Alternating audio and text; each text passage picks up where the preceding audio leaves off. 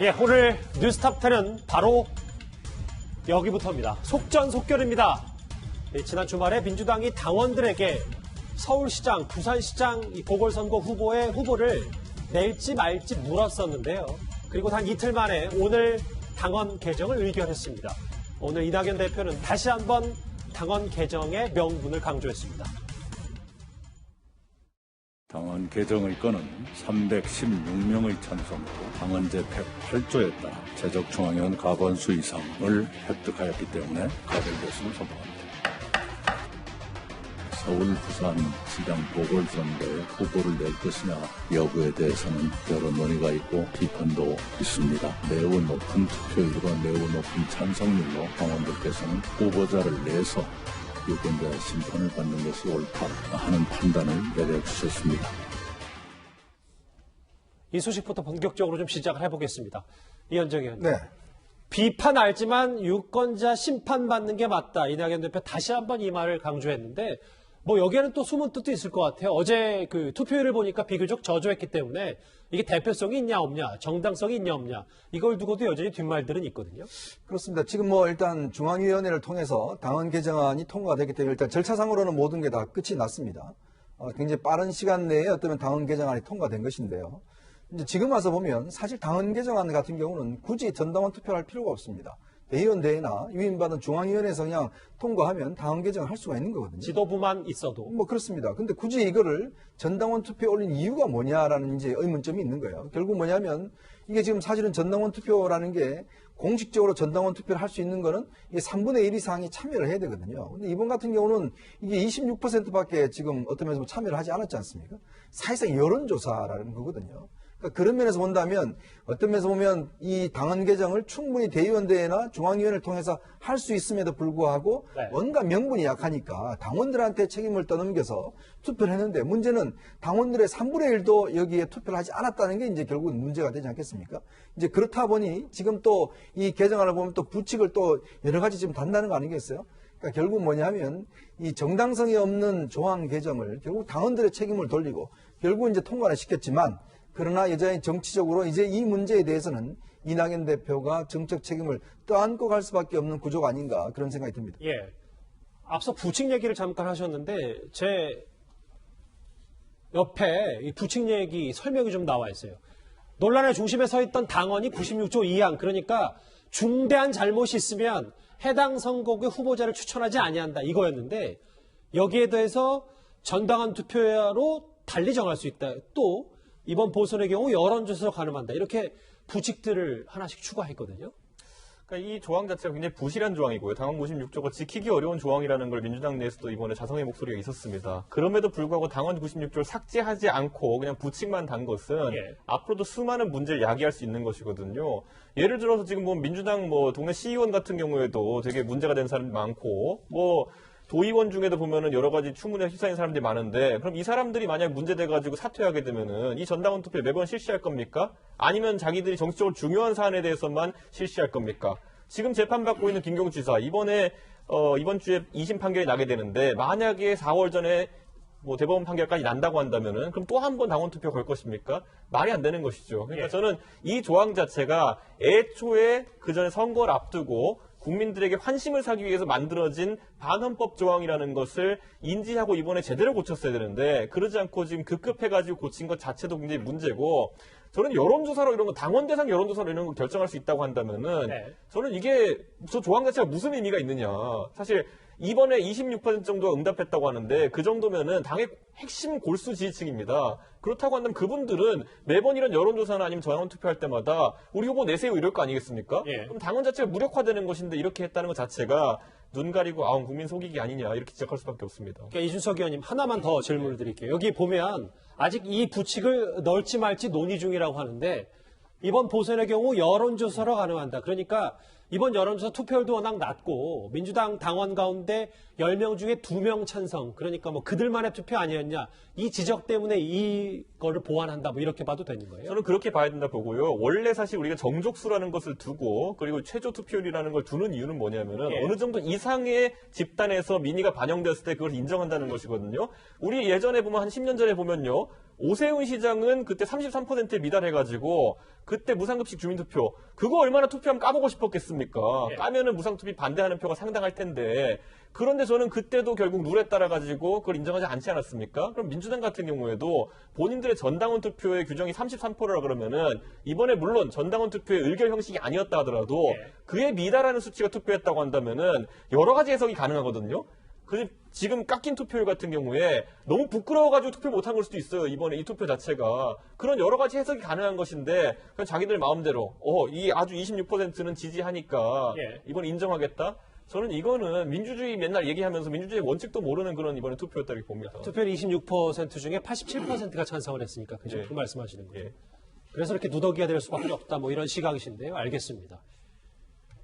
그리고 이렇게 당원 개정이 의결이 됐고, 그러니까 오늘부터 곧바로 서울시장 후보를 내기로 한 데에 민주당 의원들이 글쎄요, 이걸 좀 정당화하는 발언들을 쏟아내고 있다고 해야 될까요? 여러 가지 목소리들을 내고 있습니다. 그 목소리 저희가 한번 모아봤습니다. 저는 김종인 비대위원장께서 민주당 비대위원장이셨어도 아마 같은 선택을 하시지 않았을까 이런 생각을 해봅니다. 저는 이 당원이 기본적으로 헌법 원리에 안 맞는다고 생각합니다. 이 당원이 유권자들의 기본적인 참정권 또는 그 정견을 실현할 수 있는 통로를 막아버리는 그런 측면에서 보면 상당히 좀 문제가 있거나 아니면 좀 검토가 돼야 될 조항인 거죠. 대통령 선거에서 투표율이 낮다고 해서 그 대통령의 당선의 유효성 논란이 있다, 이렇게 얘기하지는 않습니다. 그래서 뭐 사실상 이 서울시장 후보 낸 거에 대해서 정당성을 부여하는 발언들 아니냐. 그래서 저희가 화면을 좀 모아봤는데, 서정욱 변호사님. 근데 오늘 가장 큰 논란이 됐던 부분은 이 부분이에요. 신동훈 최고위원이 사실 국민들도 이미 다 우리가 후보 낼 거라고 생각했다. 그걸 결행하고 현실화하는 것뿐이다. 뭐 이런 얘기를 했거든요. 그렇죠. 그래서 이제 그 김웅 의원 있잖아요. 국민의힘에. 예. 이분이 이제 그 사기 칠 걸 알았으면 사기가 아니냐. 이렇게 그 비판했습니다. 국민들이 그럼 여당의 약속을 알았으면 그럼 이게 국민에 대해서 약속한 게 아닙니까? 따라서 저는 상당히 그 경강부회하는 예. 이런 이제 억지 논리고요. 그리고 이제 제가 꼭 드리고 싶은 말씀은 여당은 이제 틈만 하면 사람이 먼저다 하잖아요. 예. 이걸 이게 좀 비유컨대 사과가 문제다. 억지 논리로 자꾸 이게 그 개변처럼 억지 논리로 정당화하는 게 아니고 저는 오히려 이제 국민께 제대로 이게 사과하는 거. 정치의 가장 중요한 게 무심분립 아닙니까? 국민의 신뢰를 완전히 저버렸잖아요. 예. 그 점에 대해서 진솔하게 사과부터 해라. 사과가 먼저다. 이걸 말씀드립니다. 예. 최 교수님, 바로 이어서 질문 드릴게요. 서정욱 변호사님 말씀처럼 사과 자성의 기간을 뭐 특정할 수 없지만 며칠 정도는 좀 이렇게 한 다음에 나중에 서울시장 선거 후보를 내던 뭐 유세를 하든 그래야 되는 거 아닌가. 글쎄요, 양영자 최고위원은 김종인 비대위원장이 여당 대표였어도 같은 판단했을 것이다. 이렇게 좀 뭔가 상대를 비난하는 듯한 발언도 하고 있거든요. 저는 이제 비난이라고 보지는 않고요. 예. 이게 양양자 최고원의 말은 이런 뜻인 것 같아요. 이게 정치적으로 봤을 때 이 상황에 후보를 안 내는 것은 상당히 큰 부담을 가질 수밖에 없는 상황이다. 즉 누가 이 상황이 되더라도 그런 선택을 할 수밖에 없었던 상황이라는 걸 아마 강조하기 위해서 아마 그 얘기를 한 것 같은데, 제가 볼 때 개인적으로 뭐 김종인 위원장에 대해서 뭐 비판하거나 이런 의도가 있다고 보이지는 않고요. 아마 이제 정당성을 확보해서 그렇게 얘기한 것 같은데, 예. 뭐 정치적 상황으로 보면 사실은 비난을 받더라도 후보를 내는 게 어느 정도 맞는 상황이라고는 보여요. 그러나 그럼에도 불구하고 사과를 해야 한다고 저는 보고, 예. 사과에 대해서도 이낙연 대표가 이제 두세 차례 한번 사과한 걸 저는 기억하고 있는데, 물론 뭐 시간을 어느 정도 두고서 며칠 동안 사과를 하는 게 필요하다고 얘기할 수도 있는데, 제가 볼 때는 나중에 사과하고 2, 3일 사과해도 비판은 똑같습니다. 결국 무슨 말이냐면 예. 어차피 맞아야 될 매예요. 그러니까 민주당 입장에서는 후보를 내는 것이 뭐 어찌 보면 정치적으로 반드시 필요한 상황이고, 대선도 얼마 안 남은 상황에서 그런 상황에서 시간을 끌어봤자 어차피 논란은 될 수밖에 없는 상황이니까 일단 매 맞고 가자, 이런 아마 생각을 가지고 한 게 아닌가 이렇게 판단할 수 있을 것 같습니다. 매 맞고 가자. 일단 뭐 털 건 털자. 뭐 여러 가지 민주당 내부의 속내도 있긴 있겠습니다만, 이현정 의원님. 네. 여기 원조 친나라 불리는 쓴소리 잘하시기로 유명한 유인태 전 사무총장은 이게 비례위성정당 야당에서 만드니까 아주 천벌받을 짓이라고 해놓고 여당도 천벌받을 짓 했고 다음 장을 볼까요? 그래서 아무리 현실적으로 불가피한 측면이 있다고 해도 정치는 명분이고 당원을 뒤집는 건 명분 없는 처사. 여당 원로에서도 이런 얘기가 나왔기 때문에요. 제가 윤태 의원을 오랫동안 옆에서 이제 취재하고 지켜봤는데요. 이분 같은 경우는 이제 예전에 민청학연 사건으로 사형 선고도 받고 사실 민주화 운동의 어떤 면에서 보면 원조 세대라고 할 수가 있겠습니다. 네. 이제 노무현 대통령과 함께 이제 화로동선이라고 그래서 그 어떤 면에서 보면 본인들의 작은 민주당, 소신을 지키는 민주당을 만들어서 그래도 끝까지 정치 영역에서 있었던 분이거든요. 그러니까 항상 어떤 면에서 보면 좀 발음만 하기로 소문이 난 분입니다. 자, 어제 이제 이 유인태 전 의원이 이제 방송에 나와서 지금 민주당의 이런 어떤 것에 대해서 정말 명분 없는 처사라는 이야기를 하셨거든요. 예. 정치라는 게요, 뭐 모르겠습니다. 저도 정치를 오랫동안 이렇게 지켜봐왔는데 사실 정치가 생물이라고 이야기를 합니다. 뭐 정치라는 게 항상 바뀌죠. 그렇지만 또 한편에 보면 정치라는 것은 명분과 신뢰가 굉장히 중요합니다. 네. 그러니까 국민들에게 어떤 면에서 약속을 하는 부분에 대해서 이행을 하는 것도 굉장히 중요하거든요. 그래야지만이 예를 들어서 앞으로 민주당이 국민들 앞에 무슨 약속을 하지 않겠습니까? 그러면 국민들은 또 뭐라고 그러겠습니까? 아니 옛날에 비례정당 안 만든다고 내가 만들었지 않냐? 그리고 또 이번에도 마찬가지로 지금 후보 안 된다고 했지 않느냐? 언제 어떻게 믿겠습니까? 앞으로 예를 들어 민주당의 후보가 나와서 자 국민 여러분 저 이런 거 하겠습니다 라고 이야기를 하면 국민들이 뭐라고 그러겠습니까? 또 전당원 투표로 바꾸면 되겠네? 이렇게 이야기를 하지 않겠습니까?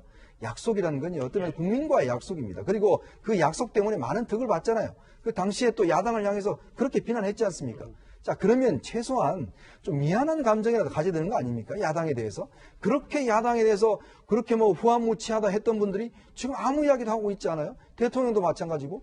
그러면 지금 또 이제 여당의 최고위원회 분들이 오히려 야당을 책임을 돌리는 듯한 이야기를 하고 있습니다. 최소한 정치라는 게 염치가 있어야 되잖아요. 그러면 야당에 대해서 그때 우리가 미안했다, 잘못했다, 미안하다, 이제 우리가 어쩔 수 없다 이런 이야기라도 좀 솔직하게 하고 넘어가는 게 저는 정치의 도리라고 봅니다. 사과할 건 제대로 다 사과를 그렇죠. 하고. 지금 뭐 상식적이 아니 국민들 여러분 보시기에도 상식적으로 이건 어떤 면에서 보면 명분이 아니지 않습니까? 그러면 솔직히 현실적으로 어쩔 수 없다, 미안합니다, 옛날에 야당 비판한 거 잘못했습니다 라고 이야기를 하면 예. 국민들도 이해를 할 겁니다. 근데 지금 궤변으로 지금 무슨 뭐 야당이 뭐 옛날에 닉슨 이야기하고 지금 뭐 오세훈 시장 이야기하고 박근혜 탄핵 이야기하고 이러면서 야당한테 책임을 돌리는데 이거야말로 저는 정말 오히려 이 약속 안 지키는 것보다는요, 저는 이게 더 문제라고 봅니다. 아, 이런 뭐 국민들도 이미 여야 다 후보 될 거라고 생각했다. 이런 말들이 오히려 이 국민들의 분노를 부추길 수 있다. 뭐 이런 말씀이시군요. 뭐 일단 오늘부터 이 서울시장 후보 내는 것 정당화하는 발언들일까요? 여당 의원들이 일제히 좀 목소리를 내고 있습니다. 그런데 논란은 이뿐만이 아닙니다. 이번에는 선거 비용도 문제가 되고 있습니다. 내년 보궐선거 공천하려면 국민 세금으로 충당되는 선거 비용 838억 원 전액을 민주당에서 내야만 합니다. 민주당 때문에 써야 하는 국민 혈세니 변명의 여지가 없습니다.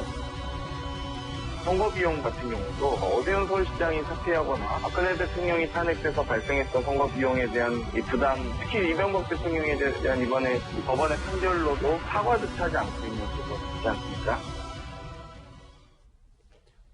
이준석 의원님 같이 저랑 들으셨잖아요, 저 목소리. 그러니까 800억 본인들이 책임이니까 안철수 대표는 민주당이 대라라고 할 때 아니 장용태 의원은 오세훈 시장 사퇴하거나 박근혜 전 대통령 탄핵돼서 발생한 선거 비용 사과조차 안 했고 본인들이 됐냐 뭐 이렇게 지금 뭐 당원 96조 아까 제가 읽었지만은 그 안에 보면은 중대 범죄를 통해 가지고 시장직을 수행하지 못하거나 했을 때 이런 조항을 적용받는 것인데 저는 오세훈 서울시장이 중대 범죄를 저지른 사실을 알지 못합니다. 예. 그러니까 이 정치적인 상황 속에서 뭐 그렇게 발생한 것이고 박근혜 대통령 같은 경우도 정치적 재판인 탄핵에 의해 가지고 이제 물러난 것이고 저는 지금 제가 봤을 때 그 민주당에서 838억 비용을 다 댈 수는 없겠지만은 정치 집단은 어떤 식으로 책임지고 자성하는 자세를 보여줘야 되는 것이고 예. 과거에 대선 자금 수사를 통해 가지고 그 당시에 각 당에서 수백억 대 대선 자금을 받았다고 나온 뒤에 그 당시 한나라당 같은 경우에는 여의도에 있는 당사를 팔아가지고 그 자금을 대납했던 적이 있습니다. 그 정도로 정당은 책임지는 자세를 보여야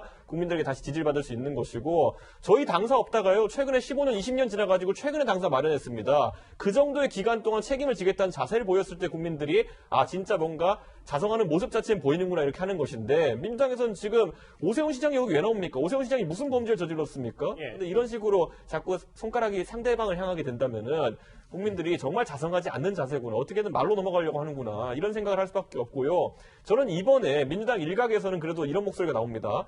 이번 참여야에 공직선거법에다 이 조항을 넣자라는 분들도 있습니다. 당헌이 아니라 법에 넣자. 그렇죠. 이미 저희 선거법에서 만약 선거법 위반으로 사퇴한 사람들 같은 경우에는 환급된 선거 비용을 반환하도록 되어 있습니다. 그런 것처럼 정당 이런 부분에 책임을 지려면 아예 명문화해가지고, 왜냐, 당원 당규에 넣으면은 민주당이 이거를 진짜 손발이 뒤집듯이 뒤집는 것을 몇 번 보여줬거든요. 그렇기 때문에 이것을 아예 공직선거법으로 올리자라는 그런 정도의 논의를 시작하고 그걸 밀어붙인다고 한다면은 진정성을 조금이라도 이제 받아들일 수 있을 텐데, 그런 것보다 손가락을 자꾸 상대방에게 향하는 것은 저는 아주 이걸 후한무치한 태도라고 봅니다. 이준석 의원님, 제가 질문 하나 짧게 드릴게요.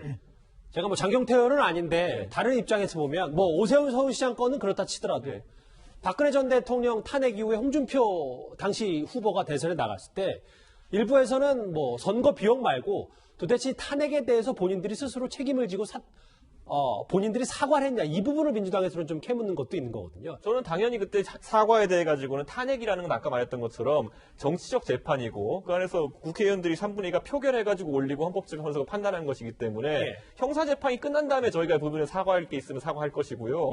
그리고 박근혜 대통령 탄핵 이후에 있었던 선거는 보궐선거도 아니었습니다. 지금 문재인 대통령이 보궐선거였다면 1년 임기하고 내려왔어야 되는 것이거든요. 근데 5년 온 임기를 한 것이기 때문에 그때 손실이라는 것은 제한적입니다. 알겠습니다. 민주당이 당헌 개정을 이렇게 나서면서 내년 보궐선거 속도를 내니까 야당도 가만히 있을 수는 없을 겁니다. 어제 김종인 비대위원장이 국민의힘의 서울 지역 전현직 중진들과 이른바 막걸리 회동을 했습니다. 화면 만나보겠습니다.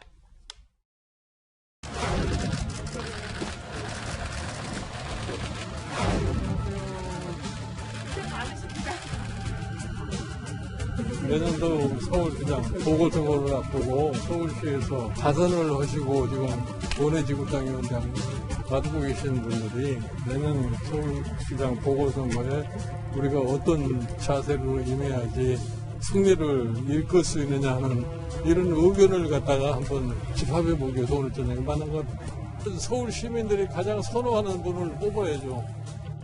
여러 가지 말씀하셨어요. 다 이제 국정 이야기입니다. 서울시장을 우리가 탈환하기 위한 그런 서울 지역의 중진들의 지혜와 슬기로움을 모아나가는 그런 지지였던 것 같아요. 오랜만에 카메라에 비친 분들 많네요. 이현정 의원님. 네. 근데 어제 내부에 있던 뭐 전원 얘기를 들어보니까, 아니, 김종인 비대위원장한테 오세훈 전 시장이 당내 후보들 너무 폄하한다라고 하니까 그럼 당내 후보들이 분발하면 된다. 김종인 비대위원장 얘기는 어제 뭐 많은 전현직 중진들을 만났지만 두각을 나타내는 사람이 없다. 속내가 복잡하다. 뭐 이런 뜻으로 받아들여야 되는 겁니까? 저는 김종인 위원장 이야기가 100번 맞다고 봅니다. 어떤 면에서 보면 지금 서울시장을 나가겠다고 어떤 면에서 보면 자진해서 이야기하는 분들이 뭘 하고 있는지 저는 모르겠어요. 솔직히 이야기해서. 자, 오세훈 전 서울시장이 최근에 어떤 면에서 보면 이런 부분에 대해서 활동하고 있는 거 뭐 들어보신 적이 있습니까? 그리고 정치는요, 남이 만들어주는 게 아닙니다. 자기 스스로 개척해 나가는 겁니다. 정치라는 게 뭐 당대표가 만들어주고 무슨 뭐 대통령 만들어주고 이렇게 정치를 하는 게 아니지 않습니까? 자, 김종인 위원장 그 이야기입니다. 당신이 국민들한테 직접 이야기해서 요즘 뭐 SNS도 있고 다 있지 않습니까?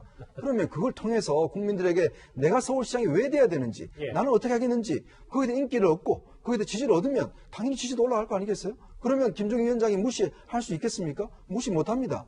자, 그러니까 어떤 면에서 보면 당신들이 열심히 좀 뛰어라.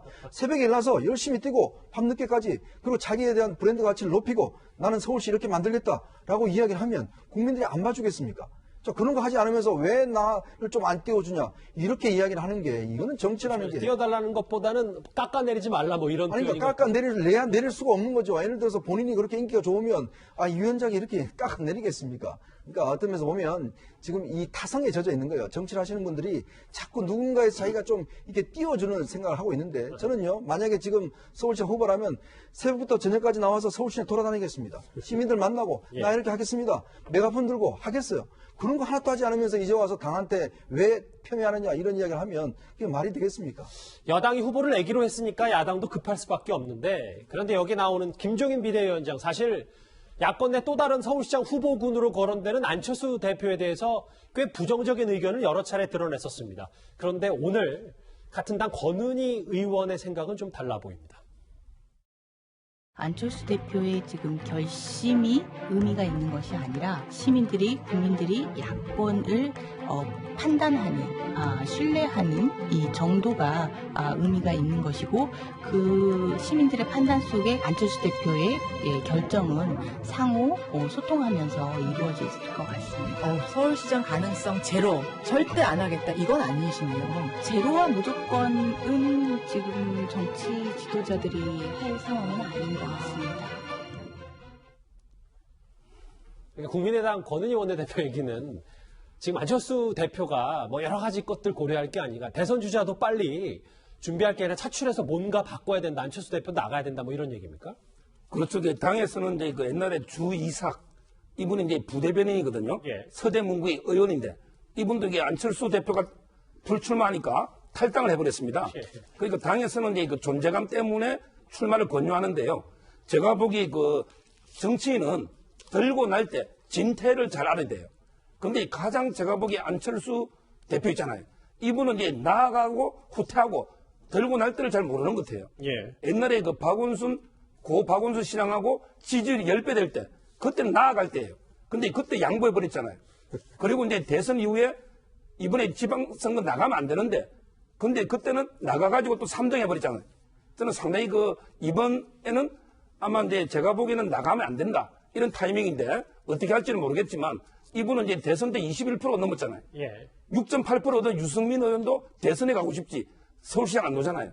그래서 아마 본인은 이제 그 과거 21% 대선 지지율이었으니까 대선 직행을 노리고 당에서는 이제 그 국민의당이 존재감이 지금 미약하니까 아마 서울시장을 현실적으로 요구하는 이런 상황 같습니다. 알겠습니다. 여당이 당원을 바꾸면서까지 서울시장 후보를 내기로 했습니다. 야당도 지금 꿈틀거리고 있고요. 내년 4월에 있을 이 보궐선거 벌써부터 뜨거워지고 있습니다. 첫 번째 이슈 여기까지입니다. 다음 주제 검찰 얘기를 좀 해보겠습니다.